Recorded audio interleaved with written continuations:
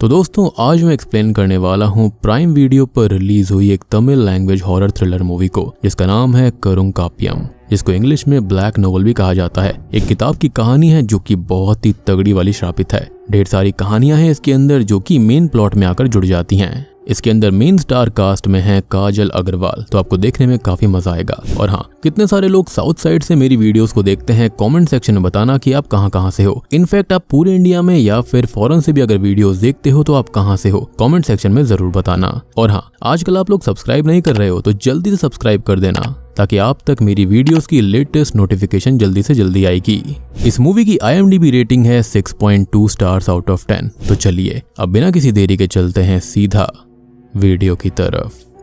Movie की शुरुआत में हम कार्तिका नाम की एक लड़की को देखते हैं जिसे मिलने उसकी फ्रेंड आई हुई थी। प्रिया आते ही कार्तिका से पूछती है कि अब वो कैसा फील कर रही है, क्योंकि हाल ही में कार्तिका का ब्रेकअप हुआ था जिस वजह से वो काफी उदास रहा करती थी और ये पैंडेमिक का समय होता है इसलिए दोनों ज्यादा घर से बाहर नहीं निकल सकते थे। अब प्रिया कार्तिका को इन सब चीजों को भूलने का एक आइडिया देती है और कहती है कि उसे तो बुक पढ़ना वैसे ही पसंद है और अभी अभी प्रिया के भाई ने एक पुरानी लाइब्रेरी खरीदी है तो वहाँ पर वो चले और जाकर पुरानी बुक्स पढ़े। ये सुनते ही कार्तिका बहुत खुश हो जाती है और अगले ही सीन में हम कार्तिका को उसी लाइब्रेरी में देखते हैं जहाँ पर पीछे से प्रिया का भाई आनंद आता है और वो बोलता है कि ये लाइब्रेरी 100 साल से भी पुरानी है। अब तभी कार्तिका लाइब्रेरी में पढ़ने के लिए एक फिक्शनल किताब ढूंढने लगती है क्योंकि उसे फिक्शन बहुत पसंद था और जल्दी ही उसको करुंकाप्पियम नाम की एक किताब मिल जाती है। करुंकाप्पियम या फिर ब्लैक नोवेल एक बड़ी सी फिक्शनल स्टोरी वाली किताब थी जिसमें कई सारी डरावनी कहानियां थी और देखने में ही वो किताब बहुत सालों पुरानी लग रही थी। एनीवेज अब कार्तिका उस किताब को ले लेती है और उसे पढ़ना शुरू कर देती है, जिसके स्टार्टिंग में ही बुक पर लिखा हुआ था कि मैं इस किताब को उन रहस्यों के लिए डेडिकेट करती हूँ जो कि इस जादुई दुनिया में है।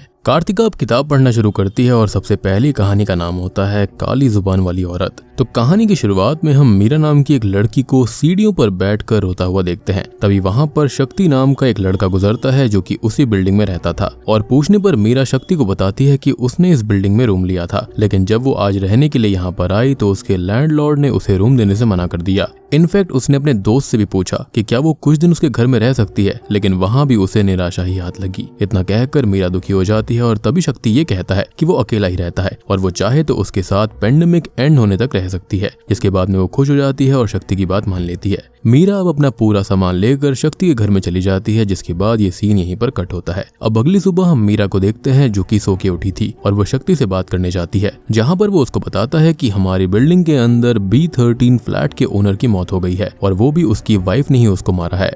वो आगे बताता है कि हस्बैंड वाइफ में झगड़ा चल रहा था, जिसके अंदर वाइफ ने गुस्से में आकर रोलिंग पिन से हस्बैंड के सर पर मार दिया, जिससे उसके सर के 2 टुकड़े हो गए। अब ये बात सुनते ही मीरा पूरी तरह से शॉक्ड हो जाती है क्योंकि B13 फ्लैट का ओनर ही उसका लैंडलॉर्ड था जिसने उसे कल घर देने से मना कर दिया और जाते हुए मीरा ने उसे गुस्से में ये कहा था कि उसकी मौत हो जाएगी और उसके सर के 2 टुकड़े हो जाएंगे, जो कि आज बिल्कुल वैसा ही हुआ है।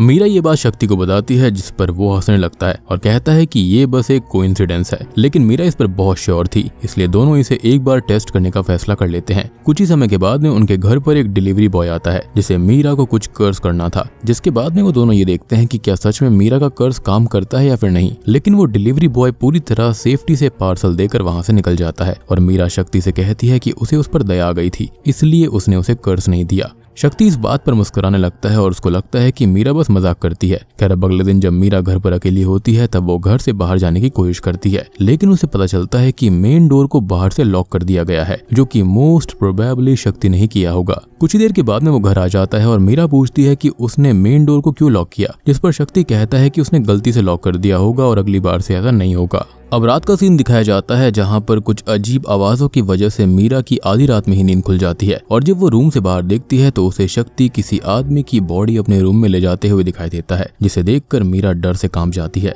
अगले दिन अब शक्ति जब घर पर नहीं होता तो मीरा उसके रूम में जाती है और ढूंढने पर उसे उसके रूम के अंदर 2 जनों की बॉडी मिलती है, जिससे कि वो बहुत बुरी तरह से डर जाती है और यहाँ पर शक्ति ने उनको बहुत बुरी तरह से मारा था। मीरा यहाँ पर समझ जाती है कि शक्ति असल में एक सीरियल साइकोपैथ है।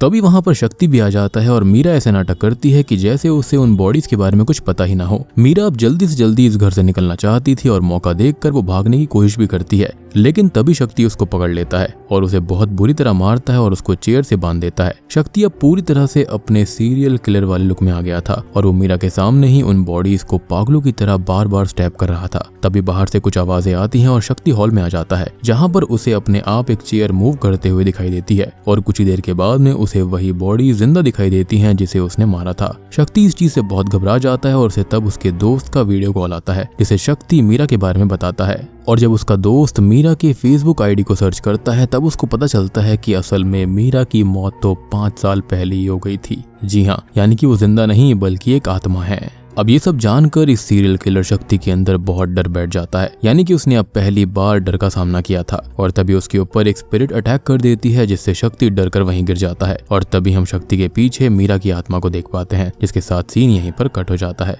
अगले सीन में हम मीरा को अपना सामान लेकर वहां पर सीढ़ी पर आता हुआ देखते हैं, यानी कि इसी आत्मा को, जहां पर थोड़ा मुस्कुराने के बाद में वो वापस से रोने लगती है, यानी कि उसने शक्ति को मार दिया था और अब वो अपने दूसरे शिकार की तलाश में थी।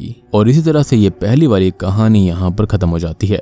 अब कहानी पढ़ने के बाद में कार्तिका प्रिया को कॉल लगाती है, लेकिन प्रिया किसी और से बात कर रही होती है, जिस वजह से कार्तिका उससे बात नहीं कर पाती, जिसके बाद में वो दूसरी कहानी की तरफ बढ़ती है। अब हमें एक लड़की को किसी के घर के बाहर नॉक करते हुए दिखाया जाता है, जिसके बाद घर से एक लड़की बाहर आती है जिसका नाम काजल था। और काजल असल में एक फेमस फिटनेस इन्फ्लुएंसर होती है। तभी वो लड़का काजल से कहने लगता है कि वो भी एक यूट्यूबर है और वो उसके साथ वीडियो बनाना चाहता है। और काफी इंसिस्ट करने के बाद काजल मान भी जाती है और लड़के को अंदर आने के लिए कहती है। अब हम काजल के लाइफस्टाइल को देख पाते हैं, जहाँ पर उसका काम पैंडेमिक के समय लोगों को लाइव फिटनेस टिप्स देना था और वो ऐसे ही रोज लाइव स्ट्रीम किया करती। तभी एक दिन काजल को लाइव स्ट्रीम करते हुए अपने घर में एक अनजान आदमी घूमते हुए दिखता है, जिससे काजल डर जाती है और स्ट्रीम बंद करके उस आदमी को ढूंढने चली जाती है। अब जैसे ही वो आदमी उसके सामने आता है तो वो काजल पर हमला कर देता है। पर हैरानी वाली बात तो ये होती है कि अगले ही पल वो आदमी काजल से दूर भी भागने लगता है। इसके बाद काजल एक ऑब्जेक्ट से उस आदमी के सर पर मारती है और उसे घसीट कर एक कमरे में ले जाती है, जिसके अंदर कई सारे आदमियों को काजल ने कैद कर रखा था। अब हम समझ पाते हैं कि काजल असल में एक साइको है, जिसे आदमियों की उंगलियां खाना पसंद है, यानी कि उसके अंदर कैनिबलिस्टिक नेचर भी था। इसलिए उस कमरे में किसी भी आदमी की उंगलियां नहीं थी। वहीं पर हम उस यूट्यूबर लड़के को भी देख पाते हैं जो कि उस दिन वीडियो बनाने काजल के पास आया था, लेकिन उसने उसे भी कैद कर लिया। तभी काजल एक आदमी का हाथ लेती है और उसकी उंगलियां काटने लगती है, लेकिन उसी वक्त कोई काजल से मिलने आ जाता है। और काजल जब बाहर जाकर देखती है तब वहां पर एक दूसरा यूट्यूबर लड़का था, जिसे भी काजल के साथ वीडियो बनाने थे। और काजल फिर उसे अंदर आने के लिए कह देती है, जिसके बाद ये वाली कहानी यहीं पर खत्म हो जाती है, यानी कि उस लड़के का भी सेम हाल होने वाला था। कहानी को पढ़ने के बाद में हमें कार्तिका को दिखाया जाता है, जो कि इसको पढ़कर कुछ सोच रही थी, लेकिन तभी उसे लाइब्रेरी के कोने के अंदर एक आत्मा दिखती है। वो कुछ आगे सोचती कि उससे पहले ही उसे प्रिया का कॉल आ जाता है और कार्तिका उसे पढ़ी हुई दोनों कहानियों के बारे में बोलती है और उसको बताती है कि इस किताब में पैंडेमिक और अभी के प्राइम मिनिस्टर और भी कई चीजों के बारे में लिखा है। जिसके बाद प्रिया उस किताब के राइटर का नाम पूछती है, लेकिन राइटर का नाम मिट गया था, इसलिए कार्तिका उसे पढ़ नहीं पाती। अब प्रिया फिर कार्तिका से कहती है कि वो अपने भाई से इस किताब के राइटर का नाम पूछकर उसे कॉल करेगी। इसके बाद में कार्तिका फोन रख देती है और तीसरी कहानी की तरफ प्रस्थान करती है। इस कहानी के अंदर हम श्रुति और जेकब नाम के दो जनों को देखते हैं, जो कि famous music composer Siddharth Abhimanyu को अपॉइंट करते हैं। जेकब को असल में अपनी मूवी के लिए म्यूजिक चाहिए था, जिसके लिए उसने एज अ सिंगर श्रुति और as a music composer Siddharth को चुना था। कुछ ही देर के बाद में सिद्धार्थ बाहर आता है और उन दोनों को अंदर लेकर जाता है, जिसके बाद श्रुति अपने गाने को रिकॉर्ड करने लगती है। लेकिन सिद्धार्थ को बीच बीच में ऐसा लग रहा था कि श्रुति उसे कुछ बुरा बोल रही है। इस चीज को सिद्धार्थ जेकब को कई बार बताता है और इस बात से श्रुति गुस्सा हो जाती है और स्टूडियो से जाने लगती है, क्योंकि उसने ऐसा कुछ कहा ही नहीं था। लेकिन उसी वक्त स्टूडियो की लाइट चली जाती है और इनके घर को भी किसी ने बाहर से लॉक कर दिया था, जिस वजह से ये लोग बाहर नहीं जा सकते थे। सिद्धार्थ अब कुछ कैंडल्स लेकर आता है और उन्हें जलाने की कोशिश करता है, लेकिन बार बार कैंडल्स को एक आत्मा आकर बुझा दिया करती थी, जिससे सिद्धार्थ फ्रस्ट्रेट होकर वहां से जाने लगता है। अब कुछ देर के बाद में वहां पर एक औरत लैंप लेकर आती है और दोनों के बीच में बैठकर रोने लगती है, जिससे श्रुति को लगता है कि सिद्धार्थ ने इसे यहाँ पर कैद करके रखा होगा। तभी वहां पर सिद्धार्थ वापस आता है, जिसे श्रुति उस लेडी के बारे में पूछती है, लेकिन सिद्धार्थ ये कहता है कि उसे ऐसी किसी भी लेडी के बारे में कुछ नहीं पता और यहाँ तक कि वो लेडी भी वहां से गायब हो गई थी। अब इनके साथ यहाँ पर पैरानॉर्मल चीजें होना शुरू हो जाती हैं, जहाँ पर इन्हें एक बौना आदमी, एक पंजाबी, एक चाय वाला, एक किन्नर और उसी लेडी की आत्मा दिखती है, जिससे डरकर जेकब और श्रुति वहाँ से भाग जाते हैं। अब अगली रात का सीन दिखाया जाता है, जहाँ पर जेकब को उसके बॉस का कॉल आता है और वो उससे पूछता है कि क्या वो किसी दारू पीने वाले मरे हुए आदमी से म्यूजिक कंपोज करवा रहा है, जिसको सुनकर जेकब को कुछ भी समझ में नहीं आता और उसका बॉस उसे न्यूज देखने के लिए कहता है। वो जल्दी से न्यूज ओपन करता है और उसको पता चलता है कि असल में सिद्धार्थ अभिमन्यु की तो कुछ दिन पहले ही शराब पीकर कार चलाने की वजह से मौत हो चुकी है, जिसके चलते उसने 5 लोगों को भी कार से ठोककर मार दिया था और ये 5 लोग वही थे जिनकी आत्मा को जेकब ने स्टूडियो में देखा था। तभी जेकब को किसी का कॉल आने लगता है और देखने पर उसे पता चलता है कि ये कॉल सिद्धार्थ की ही होती है। जेकब की हिम्मत नहीं होती कि वो कॉल को पिकअप करे और तभी उसके रूम का दरवाजा अपने आप बंद हो जाता है, जिसके साथ ही कार्तिका तीसरी कहानी को भी पढ़कर खत्म कर देती है। कार्तिका को अब 100% किसी के लाइब्रेरी के अंदर होने का एहसास होता है और ढूंढने पर उसे वही हाथ में लैंप लेकर चलने वाली औरत दिखाई देती है, जिसे कार्तिका ने स्टोरी के अंदर पढ़ा था। कार्तिका इस चीज से बहुत डर जाती है और वो जैसे ही अपने डेस्क के पास में आती है तो उसे वहां पर काजल की आत्मा दिखाई देती है, जो कि अगले पल ही गायब हो गई थी। अब वो कहानियों के सारे कैरेक्टर्स के बारे में इंटरनेट के ऊपर रिसर्च करती है, जिससे उसको पता चलता है कि ये सारे लोग असल में थे, लेकिन इनकी बहुत समय पहले ही मौत हो चुकी है, यानी कि इसके अंदर लिखी हुई सारी कहानियां सच्ची थी। अब ये सब चीजें कार्तिका के लिए बहुत डरावनी थी, लेकिन फिर भी वो चौथी कहानी को पढ़ने जाती है। अब चौथी कहानी होती है 2 शराबी दोस्तों की। इन दोनों दोस्तों के नाम पंबू और सरवना होते हैं। इन दोनों को ही लॉकडाउन की वजह से बहुत समय से पीने के लिए नहीं मिला था, जिसके बाद ये दोनों ही एक लॉक्ड बार में जाते हैं, जहां पर बियर की बोतल्स देखकर दोनों खुशी से फूले नहीं समाते। उनको लगता है कि उनके हाथ खजाना लग गया। अब दोनों जल्दी से बियर पीने के लिए भागते हैं, लेकिन तभी दोनों के साथ अजीब घटनाएं होने लगती हैं। कभी इनके सामने बिना सर वाला भूत आ जाता और कभी एक बड़ा सा वुडन बॉक्स। दोनों इस चीज से काफी डर जाते हैं और तब इनके सामने कुछ अजीब हरे से लोग आते हैं, जिनकी एक लीडर भी थी जिसका नाम सरकलाया था। सरकलाया दोनों से कहती है कि वो लोग एलियंस हैं और लॉकडाउन की वजह से वो यहाँ से नहीं जा सकते। वो कोविड-19 को इंसानों की गलती बताती है और कहती है कि उनकी ही वजह से वो लोग यहाँ पर फंसे हैं। साथ ही साथ में वो ये बोलती है कि उनकी रेस को अल्कोहल से एनर्जी मिलती है, इसलिए वो लोग यहाँ पर हैं और इस वजह से उन दोनों को यहाँ पर अल्कोहल नहीं मिलेगा। अब वो दोनों अल्कोहल के लिए काफी रिक्वेस्ट करते हैं, जिस पर सरकलाया उन्हें एक टेस्ट पास करने के लिए कहती है। वो उन दोनों को ही एनलाइटमेंट की पावर देती है, जिससे कि वो जो भी मांगेंगे पूरा हो जाएगा। अब पहले सरवना विश करता है, लेकिन उसने जो विश किया था वो नहीं आता। उसके बदले वहां पर एक वीणा आ जाती है। सरवना इस चीज से काफी हैरान हो जाता है और फिर उसको याद आता है कि उसकी बहन को उसने बचपन में वीणा गिफ्ट करने का वादा किया था, जो कि उसने आज तक पूरा नहीं किया। तभी पंबू अब अपनी दादी को कॉल लगाता है, जिसे उसकी फैमिली ने बहुत समय पहले ही ओल्ड एज होम में छोड़ दिया था। पंबू ने भी उनकी केयर नहीं करी थी।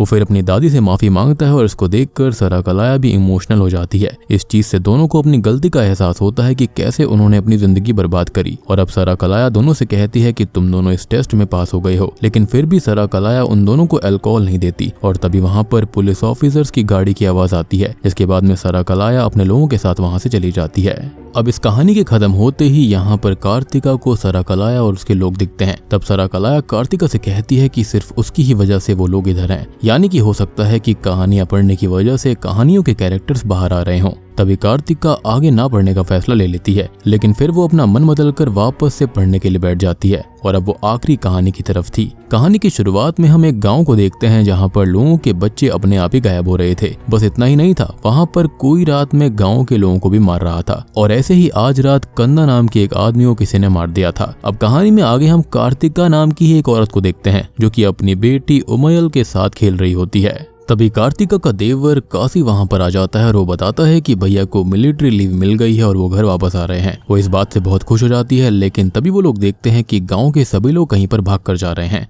और वहां पर जाकर देखने पर सभी को कांदा की डेड बॉडी दिखती है। उसी वक्त वहां पर गांव का सरपंच भी होता है, जिसे काशी इन सब मर्डर्स और बच्चों की किडनैपिंग के बारे में इन्वेस्टिगेट करने कहता है। लेकिन सरपंच उल्टा उस पर ही गुस्सा हो जाता है और कहता है कि तुम अभी इतने बड़े नहीं हुए हो जो कि इन सब चीजों के बीच में बोलो। अब अगले सीन में कार्तिका को पूरे गांव को दावत देते हुए दिखाया जाता है, जो कि अपने पति के आने की खुशी में ये पार्टी दे रही थी। तभी वहां पर सरपंच भी आ जाता है और दोनों में बातें होने लगती हैं। कार्तिका सरपंच से कहती है कि उसे भविष्य देखना आता है और उसने एक किताब के अंदर भविष्य में होने वाली घटनाओं के बारे में भी लिखा है। अब सरपंच इस चीज को सच नहीं मानता था, इसलिए वो कार्तिका को इस गांव के बारे में कुछ बताने के लिए कहता है। कार्तिका तभी आंखें बंद करके भविष्य देखने लगती है और उसे भविष्य में उसके साथ बुरा होते हुए दिखता है। इसलिए कार्तिका सरपंच को बताती है कि भविष्य में ये गांव कब्रिस्तान बनने वाला है। अब सरपंच इस चीज का उसका मजाक उड़ा देता है और अपने बारे में कुछ बोलने के लिए कहता है, जिस पर कार्तिका उसे मटकों से दूर रहने के लिए कहती है और अगले ही पल सरपंच के हाथों से 2 मटके गिरकर टूट जाते हैं, जिससे कि सरपंच काफी हैरान हो जाता है कि ये बात सच कैसे हो गई।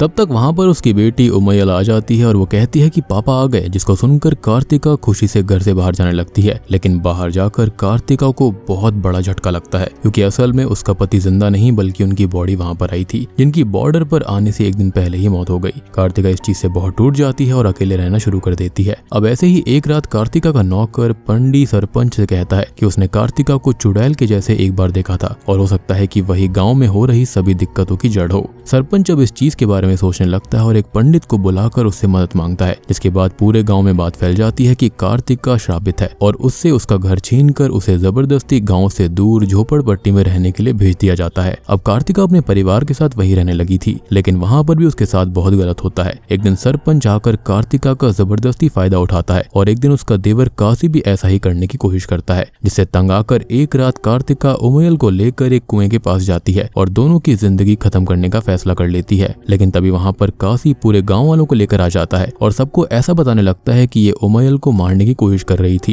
जिसके बाद सारे गांव वाले मिलकर कार्तिका को मारने लगते हैं। अब अगले दिन का सीन दिखाया जाता है, जहां पर कार्तिका को मारते हुए गांव वाले उसे एक पेड़ के पास ले जाते हैं और वहीं पर उसे पत्थर मार मार कर खत्म कर देते हैं और इस तरह से कार्तिका की जान चली जाती है। अब हम पांडी, काशी और पंडित को एक साथ बैठकर शराब पीते हुए देखते हैं, जहां पर हमको पता चलता है कि ये सब इन तीनों का ही बनाया हुआ प्लान था, जिसके अंदर कार्तिका को चुड़ैल साबित करके उसको मरवा कर उसकी प्रॉपर्टी तीनों हथियाना चाहते थे। अब तीनों कार्तिका के मरने की खुशी में एंजॉय कर रहे थे, पर तभी उनके पीछे से कार्तिका की आत्मा आती है, जो कि उसी वक्त तीनों को खत्म कर देती है और इस तरह से ये आखिरी कहानी यहीं पर खत्म हो जाती है। तभी यहाँ पर कार्तिका, जो कि इस कहानी को पढ़ रही थी, उसे लाइब्रेरी में फिर से किसी के होने का एहसास होता है और इस बार उसे खुद कहानी वाली कार्तिका की आत्मा दिखती है, जिससे डरकर वो बुक लेकर अपने घर आ जाती है। अब घर पर कार्तिका ये सारी बातें प्रिया को बताती है और दोनों को तब हैरानी होती है जब इस बुक के राइटर का नाम उनको पता चलता है, जो कि उमैयल कार्तिका था, जो कि उस आखिरी कहानी की औरत और उसकी लड़की का नाम था। और यहाँ तक कि प्रेजेंट टाइम वाली कार्तिका का फुल नेम भी उमैयल कार्तिका ही था।